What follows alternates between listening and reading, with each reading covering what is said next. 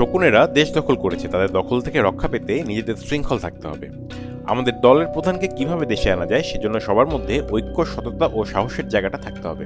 আমরা 1 লাখ মানুষ যদি একসঙ্গে হই, কোনো শক্তি আমাদের দমাতে পারবে না।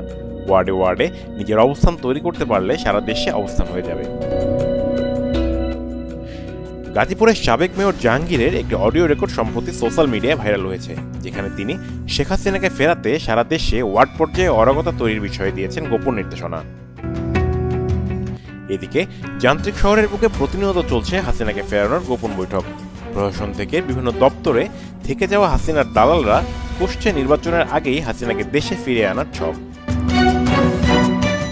আল জাজিরার অনুসন্ধানী সাংবাদিক জুলকার নাইন তার একটি ফেসবুক পোস্টে উল্লেখ করেন, অন্তর্বর্তীকালীন সরকারের কেন্দ্রস্থলে অবস্থিত কতিপয় উপদেষ্টা যারা অত্যন্ত দুরভিসন্ধিমূলক উদ্দেশ্য নিয়ে সরকারে প্রবেশ করেছে, তারা কিছুতেই সাধারণ নির্বাচনের মাধ্যমে দেশে একটি রাজনৈতিক সরকার যেন ক্ষমতায় আসতে না পারে সে লক্ষ্যে কাজ করে চলেছে। এই চক্র বাংলাদেশ সেনাবাহিনীর ভেতরেও অস্থিরতা সৃষ্টি করছে।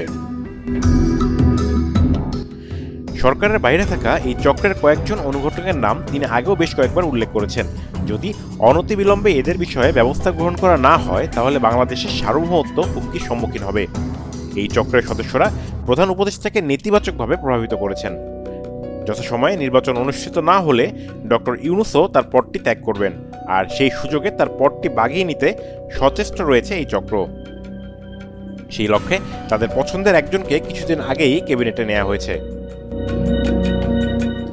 উপদেষ্টা সবচেয়ে গুরুত্বপূর্ণ পদ, সামরিক বাহিনীর শীর্ষ কর্মকর্তা, সব মিলিয়ে এদের মূল ইনসাইডার সংখ্যা 9 জন, আর ভাইটাল আউটসাইড অ্যাক্টর আরও 5 জন। এছাড়াও আরও বেশ কয়েকজন রয়েছেন। সর্বমোট সক্রিয়ভাবে কাজ করছেন 14 জন। Mahbubur Rahman, desk report, RCTV।